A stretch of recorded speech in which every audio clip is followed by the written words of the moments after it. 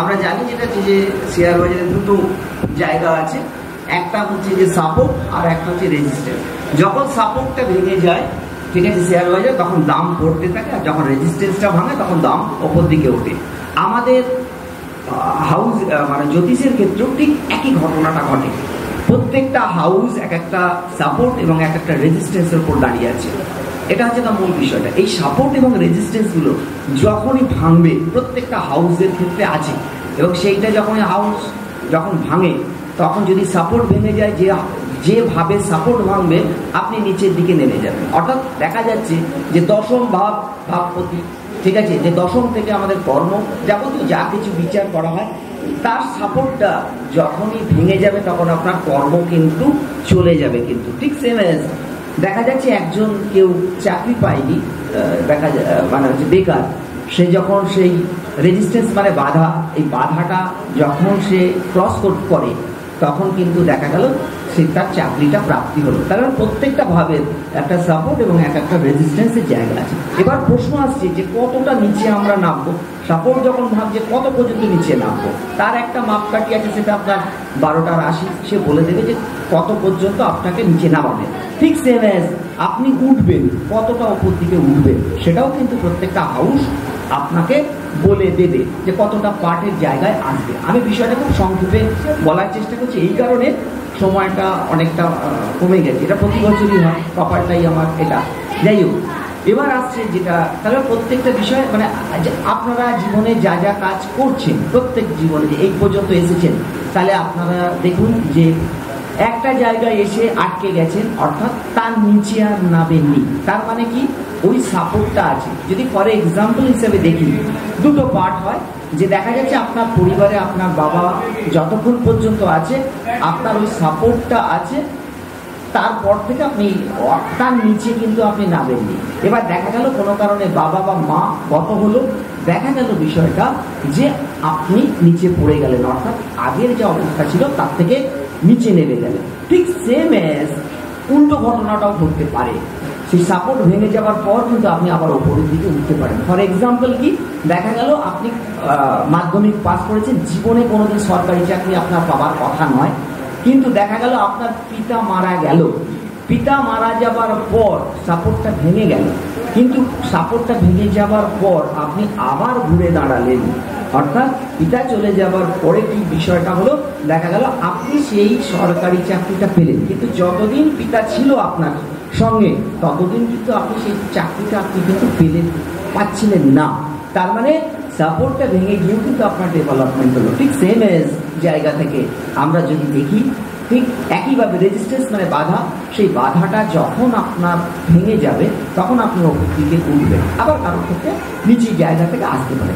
এবার আসছি এই যে বিষয়টা, আমাদের জীবনের 4টে জোন আছে, আমাদের লাইফে 4টে অংশ আছে। কীভাবে আমরা সফল হই, এইগুলোকে যদি অ্যাস্ট্রোলজিক্যালি আমরা যদি ব্যাখ্যা করি, এখানে যারা জ্যোতিষ আছেন, ঠিক আছে, যারা জ্যোতিষ নেই তাদের জন্য বিষয়টাকে আমার করা আছে। প্রথম কথা যেটা আসছে যে জীবনের ক্ষেত্রে আমাদের 4টে জোন আছে। প্রথম ফার্স্ট জোনটা হচ্ছে কমফর্ট জোন, দ্বিতীয় জোন হচ্ছে ফিয়ার জোন, তৃতীয় জোন হচ্ছে লার্নিং জোন, আর 4 নম্বর জোন হচ্ছে গ্রোথ জোন। প্রত্যেকটা জোন এক একটা হাউসকে, আমাদের অ্যাস্ট্রোলজির হাউসকে কিন্তু রিপ্রেজেন্ট করছে। প্রথম যেটা আছে কমফোর্ট জোন। কমফোর্ট জোন মানে আমরা যেরকম আছি, ঠিক আছে বাবা, আমরা কোনো রিস্ক নিতে চাইছি না, কোনো কিছু করতে চাইছি না, যেরকম গতানুগতিক জীবন আমাদের চলছে সেইভাবেই আমরা কাটাতে চাইছি। এইটা একটা জোন। এই জোনটাকে আমরা লগ্ন থেকে বিচার করি, অর্থাৎ আমরা এগোতে চাইছি না। এবার কখন এগোবো না, সেটা কিন্তু তার পরবর্তী জায়গায় আসবে। এবার যখনই আপনি কমফোর্ট জোনকে আপনি ক্রস করছেন, তার পরবর্তী জোনে আসছে, সেটা কিন্তু ফিয়ার জোন বলা হয়। ফিয়ার জোন মানে ভয় ভীতি।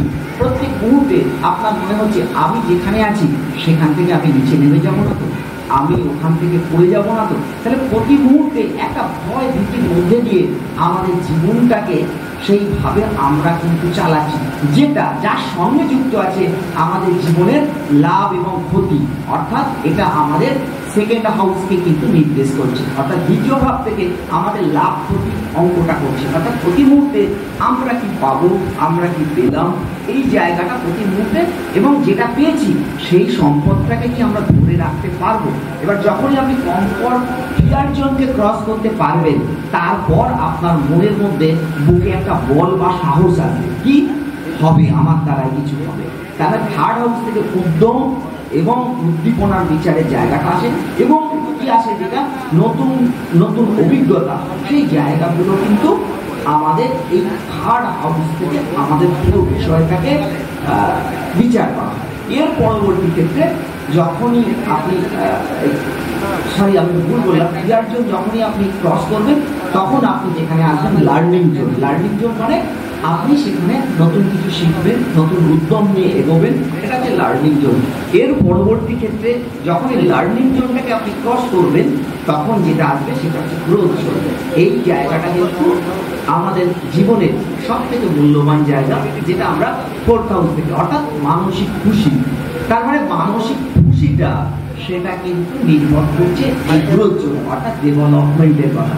সেই জন্য যদি প্রশ্ন আসে আপনাদের ক্ষেত্রে যে একটা আইডিয়াল হরোস্কোপ আমরা বিচার করবো কি করে, তাহলে একটা আইডিয়াল হরোস্কোপ বিচার করার ক্ষেত্রে যেটা মূল জায়গা লাগে সেটা হচ্ছে লগ্ন আর চতুর্থ। এই দুটো হাউস যদি কারো ঠিক থাকে, তাহলে যে কোনো হরোস্কোপ বিচার করার ক্ষেত্রে, মানে যে কোনো হাউসের ক্ষেত্রে মানে আপনি ঠিক থাকবেন। কেন? লগ্ন হচ্ছে আপনার শরীর, চতুর্থ হচ্ছে আমার মন। এই দুটো পার্ট যদি ঠিক, কর্ম কি করছেন কোনো ফ্যাক্টর নয়, টাকা পেলেন কোনো ফ্যাক্টর নয়, লোকে আপনাকে গালাগালি করলো বা কি করলো কিচ্ছু নয়, কারণ লগ্ন হচ্ছে আপনার শরীর, চতুর্থ হচ্ছে আপনার মন। আপনি একটা খারাপ মেয়েকে বিয়ে করলেন, তারপর আপনি খুশি, তার কারণটা কিন্তু আপনার মন সেটাকে মেনে নিয়েছে।